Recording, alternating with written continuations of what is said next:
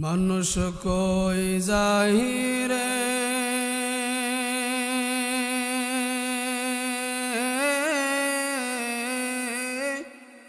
দুনিয়া চারিয়া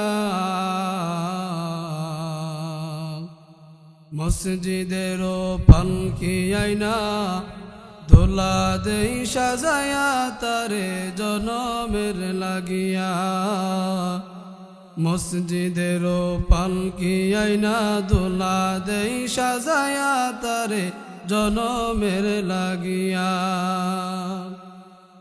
এইবারের লাগিয়া কত করলাম মারামারি মামলা মোকদ্দমা কইরা কুয়াইলা রে করি এইবারের লাগিয়া কত করলাম মারামারি মামলা মোকদ্দমা কইরা কুয়াইলা রে করি আজকে তুমি যাবে চলে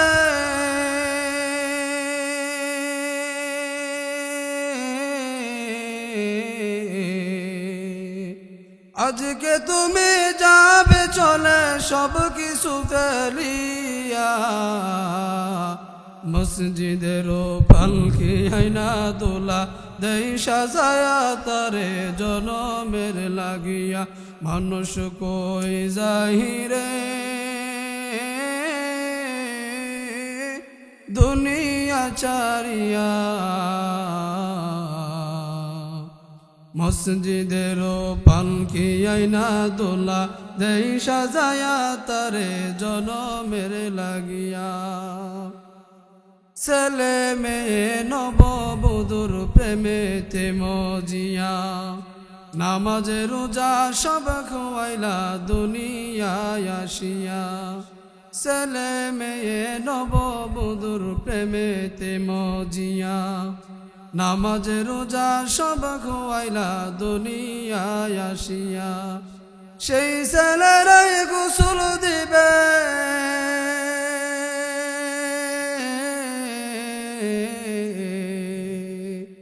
সেই ছেলেরাই গোসল দিবে মশারি টানায়া মসজিদেরও পালকি আইনা দোলা দেই সাজায়া তারে জনমের লাগিয়া মসজিদেরও পালকি আইনা দোলা দেই সাজায়া তারে জনমের লাগিয়া মানুষ কই জাহিরে দুনিয়া চারিয়া মসজিদেরও পালকি আইনা দোলা দেই সাজায়া তারে জনমের লাগিয়া মসজিদেরও পালকি আইনা দোলা দেই সাজায়া তারে জনমের লাগিয়া কথা কোন ঠিক কিনা সিরাতুল মুস্তাকিম নামক একটি রাস্তা আছে যেই রাস্তা দিয়ে যদি আমরা চলতে পারি ওই সিরাতুল মুস্তাকিম রাস্তার অনুসরণ যদি আমরা করতে পারি বলে প্রতিটা রাস্তার একটা গন্তব্য আছে কোন গন্তব্য কটিয়াদির দিক দিয়ে গেলে বেতাল বাজার হইয়া ঢাকা যাওয়া যায় কটিয়াদির দিক দিয়া সোজা আসলে ফুলের ঘাট দিয়ে কিশোরগঞ্জ যাওয়া যায় কটিয়াদি দিয়া উত্তর দিকে গেলে বা ওই দিকে গেলে ভৈরব যাওয়া যায় এইভাবে প্রতিটা রাস্তার একটা গন্তব্য আছে ঠিক তেমনিভাবে আল্লাহর একটি রাস্তা আছে আল্লাহর রাস্তা কি সিরাতুল মুস্তাকিমের রাস্তা বলে এই রাস্তার একটি গন্তব্য আছে গন্তব্যটা কি আল্লাহ রাব্বুল আলামিন বলেন যেই ব্যক্তি সিরাতুল মুস্তাকিম নামক রাস্তা দিয়ে হাঁটবে বলে হাঁটতে হাঁটতে একদিন দুই দিন মৃত্যুর দিন যখন ঘনিয়ে আসবে বলে মৃত্যু হইতে তার দেরি হবে সিরাতুল মুস্তাকিমের শেষ গন্তব্য জান্নাতুল ফেরদাউসে সে আসতে দেরি করবে না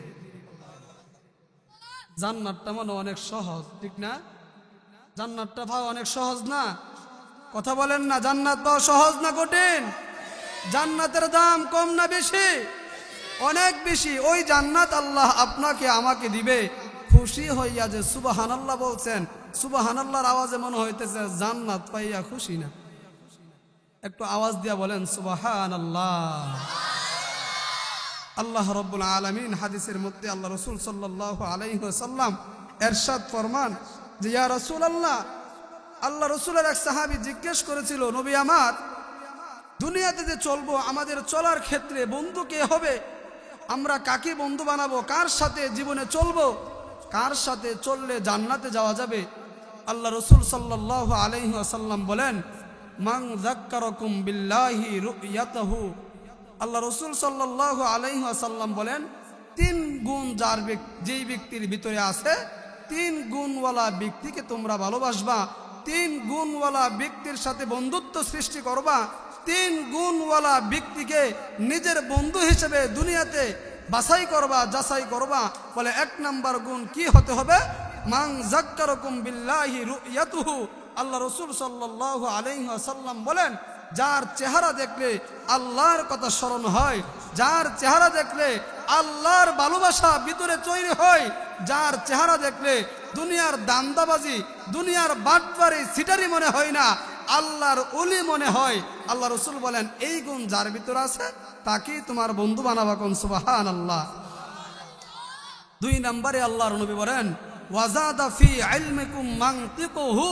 আল্লাহর নবী বলেন, দুই নাম্বার, যার জবান থেকে ভালো কথা বের হয়, যার জবান থেকে আল্লাহর কথাগুলি বের হয়, তার কথাগুলি শুনলে আল্লাহর কথা মনে হয়, তার ভিতর থেকে সর্বদাই ভালো ভালো কথা বের হয়, তাকে বন্ধু বানাবা। তিন নাম্বার, ওয়াজাক্কারুকুম বিল আখিরাতি আমালুহু। যার কথা শুনলে আখিরাতের কথা মনে হয়, যার কথা শুনলে আল্লাহর যে একটা এই দুনিয়ার পরে যে আরেকটা জগৎ আছে, ইহ জগতের পরে যে, ইহকালের পরে যে আরেকটা পরকাল জগৎ আছে, ওই পরকাল জগতের কথা মনে হয়। বলে এই তিন গুণ যার ভিতরে থাকবে, এক নাম্বার, যার চেহারা দেখলে আল্লাহর কথা মনে হয়, যার চেহারা দেখলে, যার জবান থেকে ভালো ভালো কথা বের হয়, তিন নাম্বার, যার কথা শুনলে আল্লাহর কথা স্মরণ হয়। এই তিন ধরনের ব্যক্তিকে ভালোবাসবেন। বলে কেন? সাহাবীরা জিজ্ঞাসা করলো, ইয়া রাসূলুল্লাহ, এই তিন ধরনের ব্যক্তিকে কেন ভালোবাসবো? নবী আমার এবার ডাক দিয়া বলেন, এই জন্য ভালোবাসবা, কুনু মা'আস সাদিকিন। কেননা ভালো ব্যক্তির সাথে চললে ভালো হওয়া যায়। সৎসঙ্গে স্বর্গবাস, অসৎসঙ্গে সর্বনাশ। বলে সঙ্গ দোষে লোহাও জলে ভাসে। আল্লাহর নবী বলেন, এই জন্য যাহাদের ভিতরে এই তিনটা গুণ আছে তাদেরকে তুমি ভালোবাসবা, তাদের সাথেই তুমি চলবা। বলে নবী কেন? কারণ আল মারউ মা'a মান আহাব্বা। আল্লাহ রসুল বলেন, যার সাথে যার মোহাব্বত তার সাথে তার কিয়ামত। বলে তুমি যদি ভালো মানুষের সাথে মোহাব্বত করে দুনিয়া থেকে ইহজগৎ বের করে পরকাল জগতে আসতে পারো, বলে পরকাল জগতে তোমার আসতে দেরি হবে, আহলান সাহলান মারহাবা দিয়ে তোমাকে জান্নাতে নিতে দেরি করবে না। জান্নাতে যেতে চান কি চান না? জোরে কইন না, জান্নাতে যেতে চান কি চান না? যারা জান্নাতে যেতে চায় দুইটা হাত তুলে আল্লাহরে দেখাইতো। নারাই তাকবীর, আল্লাহু আকবার। আওয়াজ আরো আসতে দিন, কারণ আল্লাহু আকবার জোরে কইলে গুনাহ হইব। লিল্লাহি তাকবীর। শোনো শোনো ফুলবাড়িবাসী, শোনো দিয়া মন, শোনো শোনো ফুলবাড়িবাসী, শোনো দিয়া মন। ভালো লাগলো আপনাদের ওই মাহফিল আয়োজন, হাইরে ভালো লাগলো আপনাদের ওই মাহফিল আয়োজন। ভালো লাগছেনি? শোনো শোনো ফুলবাড়িবাসী, শোনো শোনো ফুলবাড়িবাসী, শোনো দিয়া মন। ভালো লাগলো আপনাদের ওই আজকের আয়োজন, হাইরে ভালো লাগলো আপনাদের ওই ইসলামী সম্মেলন। আজকের এই মাহফিলের মুসলমান সবাই, no Awami League, no BNP, no Charmonai. কথা ঠিক কিনা? আরে ভাই, আওয়ামী লীগ বুঝি না, বিএনপি চরমোনাই, সুন্নি ওয়াহাবি বুঝি না। আমরা সবাই এক আল্লাহর গোলাম, মাওলার বানানো জান্নাতে যেতে চাই। কথা ঠিক কিনা? আজকের এই মাহফিলের মুসলমান সবাই, no Awami League, no BNP, no Charmonai. আমরা সবাই আল্লাহর গোলাম, জান্নাত যেতে চাই। আমরা সবাই মাওলার গোলাম, জান্নাত যেতে চাই। কারা কারা জান্নাতে যাইবেন হাতে লারা দেন সবাই, হাতে লারা দেন সবাই, হাতে লারা দেন সবাই। দিন ইসলামের পথে চলবো, আওয়াজ দিয়া আল্লাহু আকবার বলেন সবাই। শুন শোনো শোনো ফুলবাড়িবাসী, শোনো শোনো ফুলবাড়িবাসী, শোনো দিয়া মন, ভালো লাগলো আপনাদের ওই আজকের আয়োজন, হাইরে ভালো লাগলো আপনাদের ওই ইসলামী সম্মেলন। আজকের এই মাহফিলের প্রধান অতিথি ভাই হযরত মাওলানা আরিফুল ইসলাম তাই। আজকের এই মাহফিলের বিশেষ অতিথি ভাই হযরত মাওলানা মাহবুবুর রহমান ভাই। আরো আছেন উলামায়ে কেরাম, দেখছেন গো সবাই। আমরা সবাই আল্লাহর গোলাম, জান্নাত যেতে চাই বাইরে। কারা কারা জান্নাতে যাইবেন হাতে লারা দেন সবাই, হাতে লারা দেন সবাই, হাতে লারা দেন সবাই। দিন ইসলামের পথে চলবো, আল্লাহু আকবার বলেন সবাই।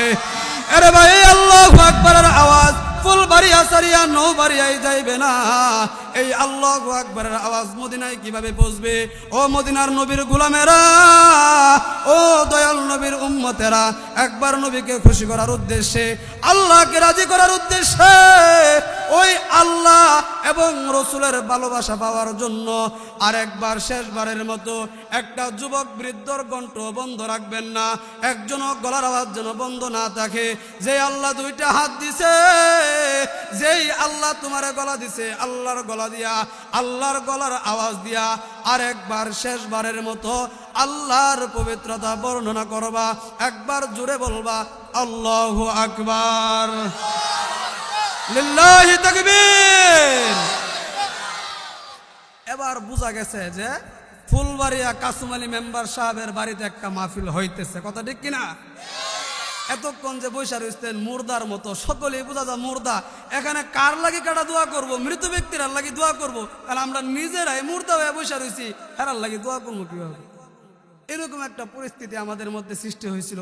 যাক মাশাআল্লাহ, বোঝা গেল নৌবাড়িয়া ফুলবাড়িয়া আশপাশের বেড়াইতের গলায় জোর আছে, ইমানি পাওয়ার আছে।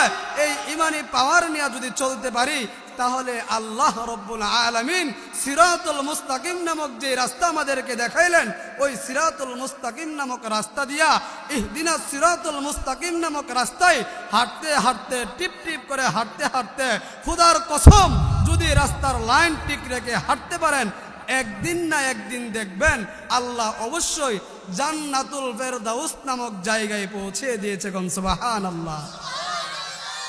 ওই জান্নাতে যেতে চান কি চান না? ওই রাস্তাটা চিনার দরকার আছে নাকি নাই? আছে। আজকে যতটুকু সময় আলোচনা হবে, আর আধা ঘন্টা সময় আছে, এই 30 মিনিটের ভিতরে ওই রাস্তাটা চিনানোর চেষ্টাই করব। রাস্তাটা কি? রাস্তাটা আসুন আমরা কোরআনের ভাষায় জানবো।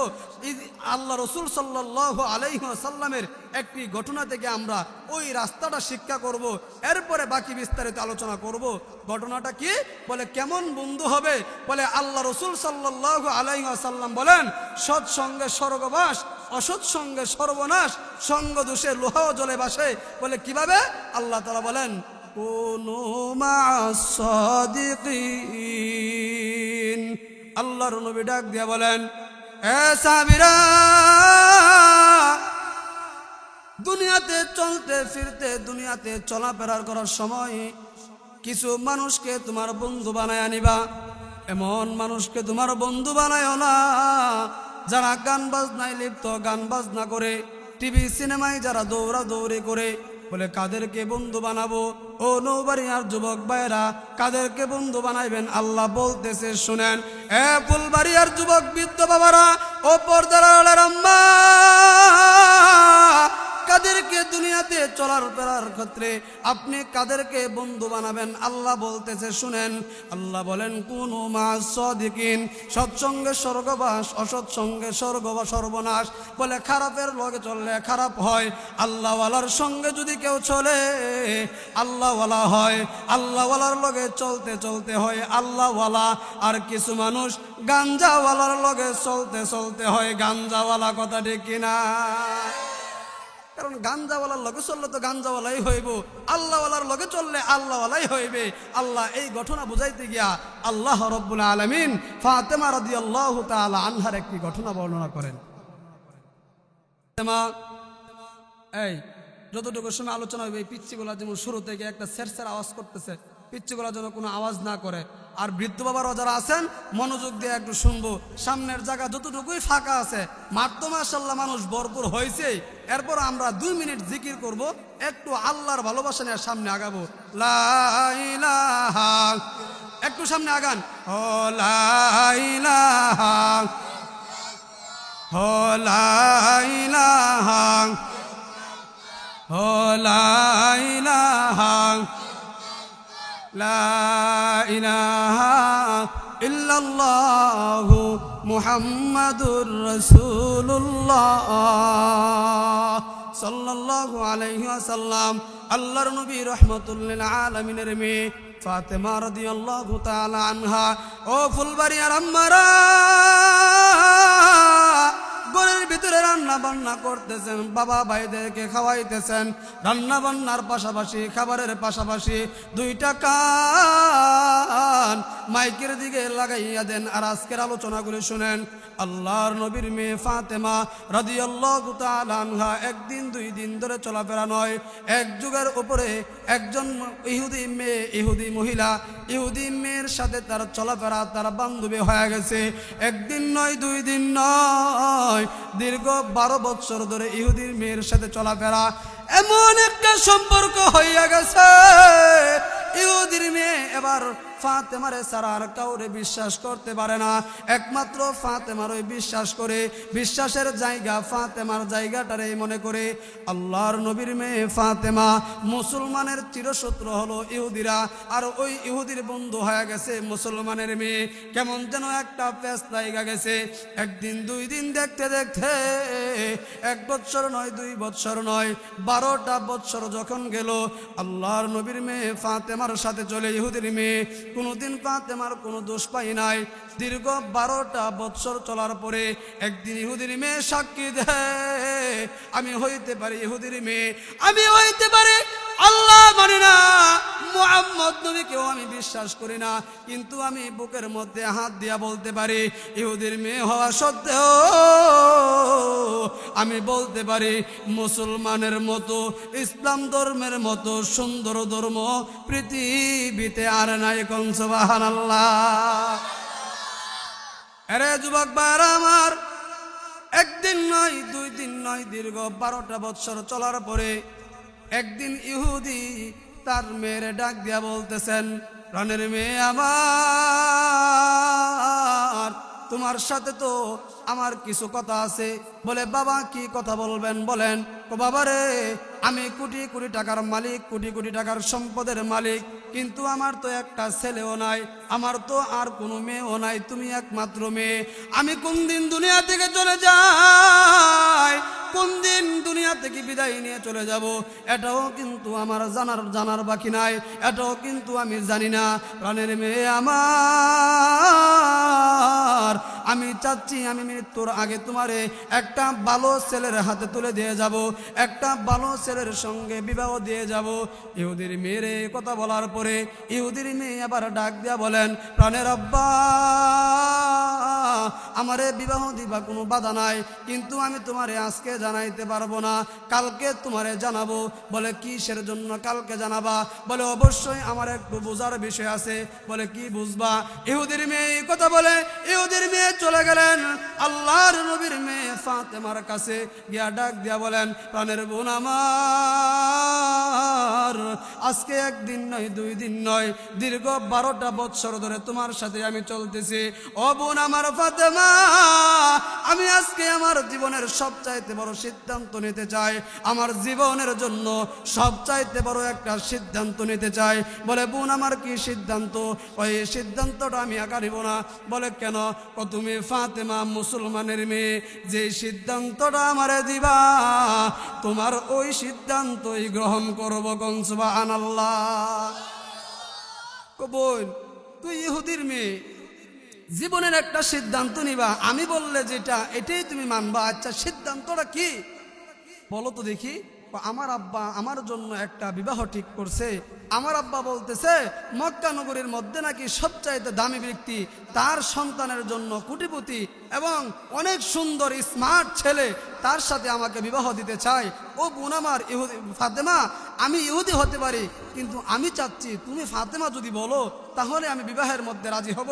বলে মুসলমানের সন্তান কেমন হয় দেখেন, মুহাম্মদ সাল্লাল্লাহু আলাইহি ওয়াসাল্লামের আদর্শে আদর্শিত হয়ে সন্তান কেমন দামি বনে যায় দেখেন। ফাতেমারে এই কথা জিজ্ঞেস করার পরে ফাতেমা বলতেছে, ইহুদি বোন আমার, বলে কি, তোমার আব্বা বিয়ে ঠিক করছে, মা বাবা কারো খারাপ চাই না, এক পায়ে খাড়া, তুমি তোমার বাবা যেই ছেলের সাথে বিবাহ ঠিক করছে ওই ছেলের সাথে বিবাহ বন্ধনে আবদ্ধ হওয়ার জন্য রাজি হয়ে যাও। কোন সুবহানাল্লাহ। মুসলমানের মেয়ের আদর্শ। আর ইহুদির মেয়ের আদর্শ কি? জিজ্ঞেস করছে, আব্বা বিবাহ বসবো ঠিক আছে, কিন্তু আজকে না, তোমারে আমি 3 দিন পরে আগামীকালকে সিদ্ধান্তটা জানাবো। ইহুদির মেয়ে বলছেন এই কথা, আর মুহাম্মদ সাল্লাল্লাহু আলাইহি সাল্লামের মেয়ে সাথে সাথে বলতেছে, তোমার আব্বা যেহেতু ঠিক করছে, বাপ মার কথা ফালানো যায় না, বাবার কথায় রাজি হয়ে যাও। কেননা রিদুর রব্বি ফি রিদুল ওয়ালিদি ওয়া সাখাতুর রব্বি ফি সাখাতিল ওয়ালিদি, পিতার সন্তুষ্টিতে আল্লাহর সন্তুষ্টি, পিতার অসন্তুষ্টিতে আল্লাহর অসন্তুষ্টি। যেহেতু তোমার আব্বা বিবাহ ঠিক করছে, বিবাহ বসে যাও।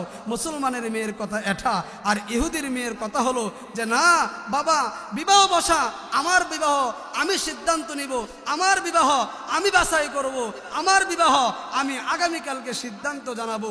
এই রকম ইহুদি কালচার বর্তমানে আছে নাকি নাই? জোরে কন্যা আছে নাকি নাই? ফুলবাড়িয়ার মধ্যে মনে হয় নাই।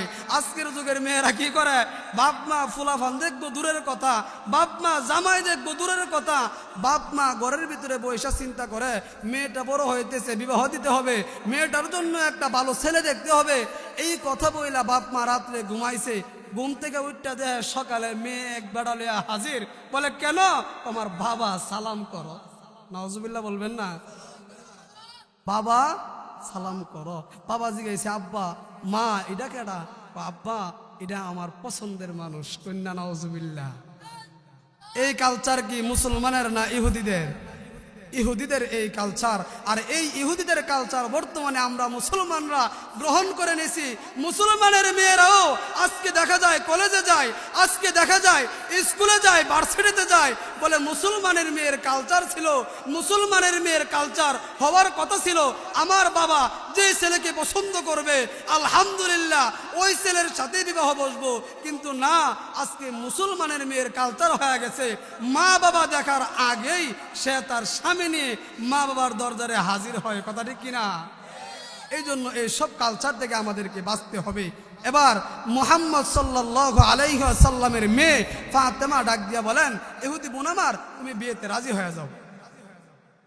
ইহুদির মেয়ে দৌড়াইয়া গেলেন বাড়িতে, গিয়া ডাক দিয়া বলেন, প্রাণের বাবা, আমি আপনার পছন্দের ছেলের বিবাহ বসার জন্য রাজি। ইহুদির মেয়েকে ইহুদি ডাক দিয়া বলে, ঠিক আছে, তাহলে এমুক তারিখ বিবাহ বন্ধনে আবদ্ধ করার জন্য সবকিছু তারিখ ঠিক করতেছি।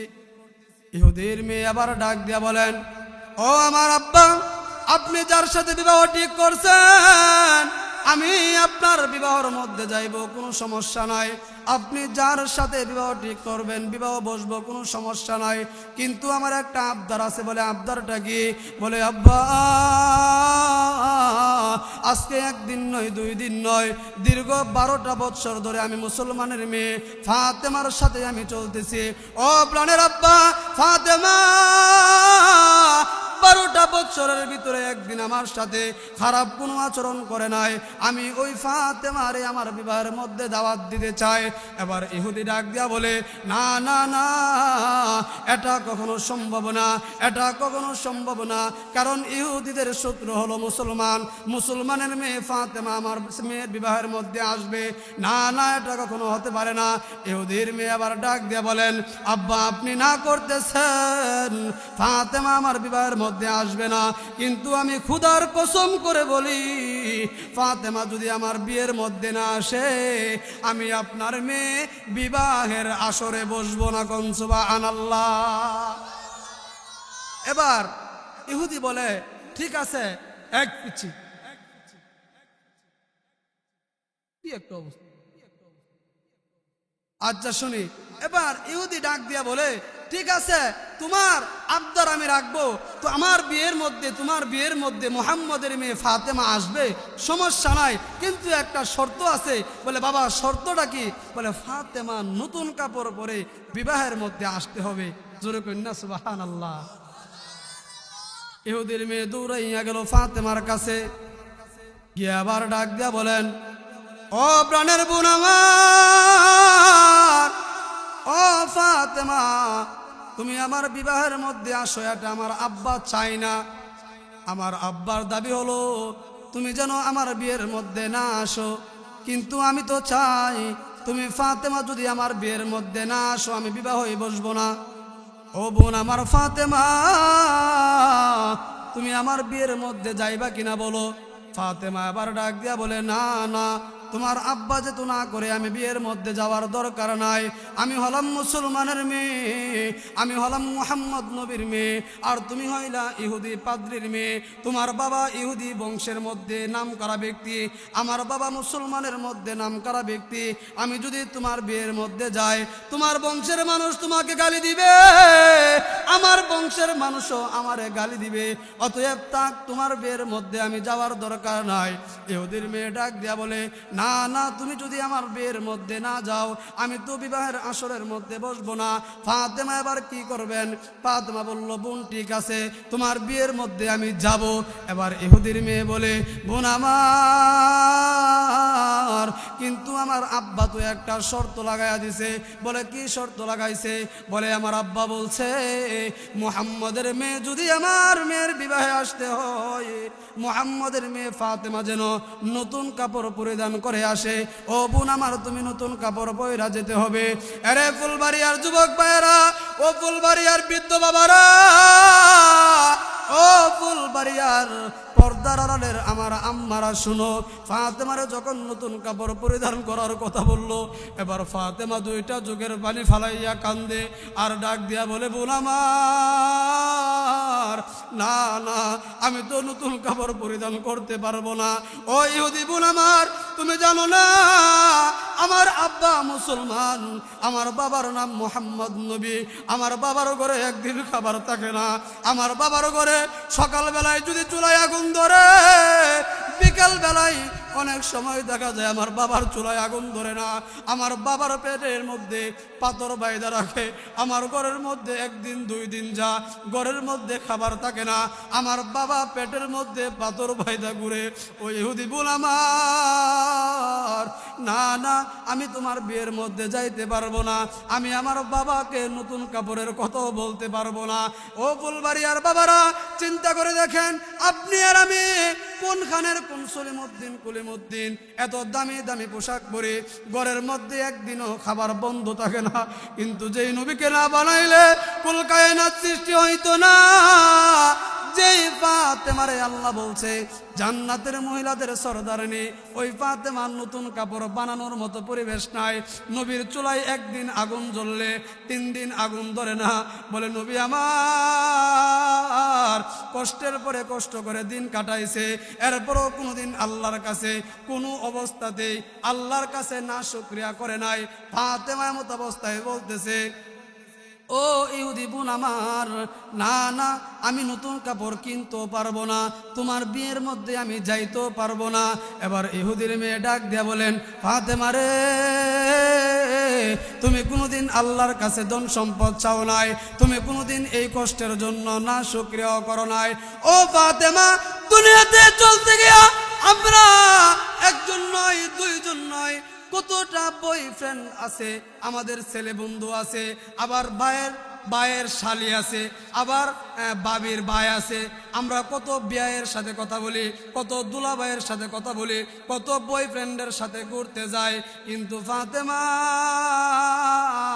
তোমারে তো একদিনও দেখি নাই কোনো ছেলের সাথে ঘুরতে। আমি তো জানি তুমি একজনের সাথে প্রেম করো। সুবহানাল্লাহ বলতেন না? ফাতেমা নাকি একজনের সাথে প্রেম করে। এবার ইহুদির মেয়ে এই কথা বলার পরে ফাতেমা তো চমকাইয়া গেল, কি ব্যাপার, আমি প্রেম করি এই মহিলা কিভাবে জানে? ইহুদির মেয়ে ডাক দিয়ে বলেন, ও ফাতেমা, আমি তো জানি তুমি দুনিয়ার কোনো মানুষের সাথে প্রেম করো না। তুমি যার সাথে প্রেম করো তার বড় কোনো রাজা নাই, তার বড় কোনো বাদশা নাই।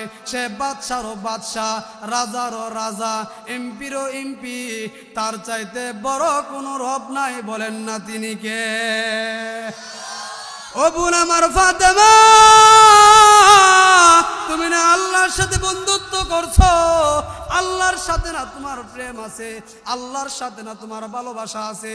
ও বোন আমার, আমি জানি তুমি যদি আল্লাহর কাছে একটা নতুন পোশাক চাও, তুমি চাইতে দেরি হবে, তোমার আল্লাহ তোমারে নতুন পোশাক দিতে দেরি করবে না।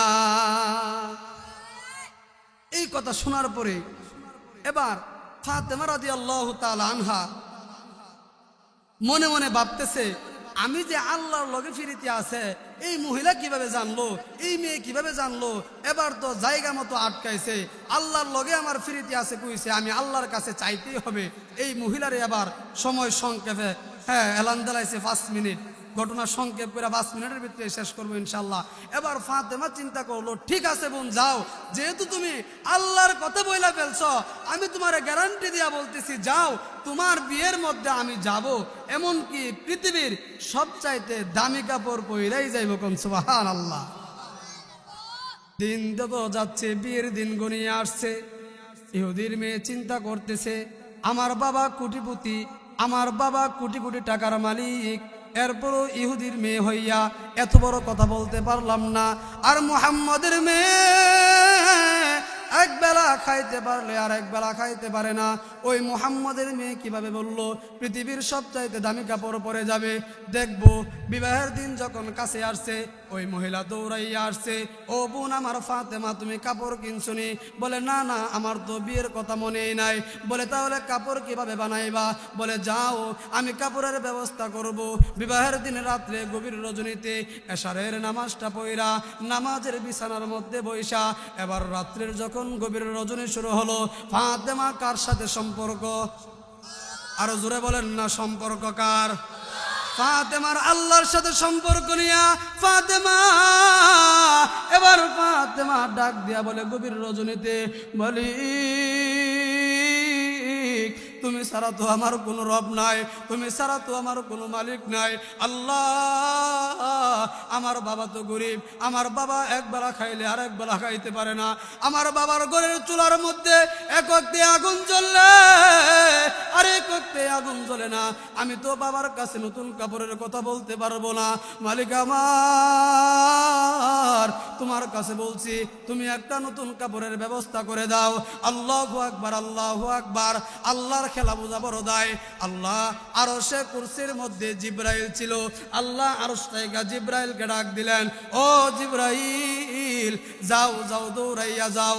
ফাতেমা যে আজকে দোয়া করছে, ফাতেমা নামাজের বিছনা থেকে ওঠার আগে ফাতেমার ঘরের কোণার মধ্যে জান্নাত তাইকা 3 টুকরা কাপড় রাইখা, সকল সুবহানাল্লাহ। ফাতেমা নামাজ শেষ করলেন। নামাজ শেষ করার পরে ফাতেমা তাকাইয়া দেখে এই কাপড় কোথায় থেকে আসলো। দৌড়াইয়া এই কাপড়টা নিয়ে ফাতেমা গেল নবীজির কাছে। ইয়া রাসূলুল্লাহ, ইয়া হাবিবাল্লাহ, ওগো দয়াল নবী আমার, এমন এমন ঘটনা ঘটছে, ইহুদির মেয়ে আমারে বলছিল নতুন কাপড় কেনার জন্য। আমি তো আপনার কাছে বলতে পারবো না, আমি আল্লাহর কাছে বলছি নতুন কাপড়ের কথা। বাবা গো, দেখেন না আমার ঘরের কোনায় কে যেন 3টা কাপড় রেখে গেছে। ইয়া রাসূলুল্লাহ, আপনি দেখেন এই কাপড়টা কোথায় থেকে আসলো। ও ফুলবাড়িয়ার যুবক ভাইরা, ও বৃদ্ধ বাবারা, ও আমার পর্দার আড়ালের আম্মারা গো, ফাতেমা এই কাপড় দেওয়ার পরে নবী কাপড় কইলা তাকাইয়া দেখে, খোদার কসম করে বলতে পারি রে, এই কাপড় তো দুনিয়ার কোনো কাপড় না, এই কাপড় আমার আল্লাহ জান্নাত থেকে পাঠাইয়া দিছে। নবী বলতেছে, ফাতেমা তুমি এটা কি করলা? তুমি আল্লাহর কাছে কেন কাপড় চাইলা? ও ফাতেমা, ফাতেমারে দমকাইতেছে। আর আল্লাহ জিব্রাইলকে পাঠাইয়া দিছে, ও জিব্রাইল তাড়াতাড়ি আমার বন্ধুর কাছে গিয়া আমার পয়গাম জানায়া দাও। জিব্রাইল দৌড়াইয়া আসলো, ইয়া রাসূলুল্লাহ, ইয়া হাবিবাল্লাহ, সালাম গ্রহণ করুন গো নবীজি, আপনি কেন রাগান্বিত গো নবীজি? ও নবী আমার, আপনি রাগ করে কেন তাকাইয়া আছেন? বলে, আমি রাগ কইরা তাকাইয়া আছি, কারণটা হলো আমার মেয়ে ফাতেমা আল্লাহর কাছে কেন কাপড় চাইলো? আমি তো দুনিয়ার কোনো দ্বন্দ্ব চাই নাই, আমি তো দুনিয়ার কোনো সম্পত্তি চাই নাই, কারণ আমি আল্লাহর কাছে একটা জিনিস চাই, যেন আল্লাহ জান্নাতে আমারে নাজ নিয়ামত দান করে। জিব্রাইল আবার ডাক দিয়া বলেন, ও হাবিবুল্লাহ বন্ধু আমার, আপনার মেয়ে ফাতেমা আল্লাহর সাথে এই অল্প বয়সে এমন একটা বন্ধুত্ব সৃষ্টি করছে। বলে, আমার আল্লাহ বলছে আজকের এই দিনে ফাতেমা শুধু কাপড় না, ফাতেমা যদি জান্নাত চাইতো, আমার আল্লাহ দুনিয়ার থাকতে ফাতেমার জন্য জান্নাতটারে দুনিয়াতে নিয়ে আসতো। ফাতেমার দামটা কম না বেশি? জোরে কই না, কম না বেশি? বেশি। এই যে এই দাম হইছে, এই দাম কি যদি আমরার দেশের বিড়াইতের মতো হুল্লা মুল্লা আটতো তাহলে দাম হইলে না। ফাতেমা নিজের ইজ্জতটারে ঢাইকা রাখছে, ফাতেমা নিজের আল্লাহর সাথে একটা ভালোবাসা তৈরি করছে, এই জন্য আল্লাহ এই কাপড় দিছে। বলে, এই কাপড় নিয়ে এবার আসুন ঘটনা সংক্ষেপ করি। ফাতেমা বিয়ের মধ্যে যাবে, সকলে অপেক্ষায় বসে আছে কোন সময় ফাতেমা আসবে। ফাতেমা যে এত বেডিগিরির কথা বলছে, সবচাইতে দামি কাপড় পরবে, দেখবো নি আজকে ফাতেমা কি পরে আসে।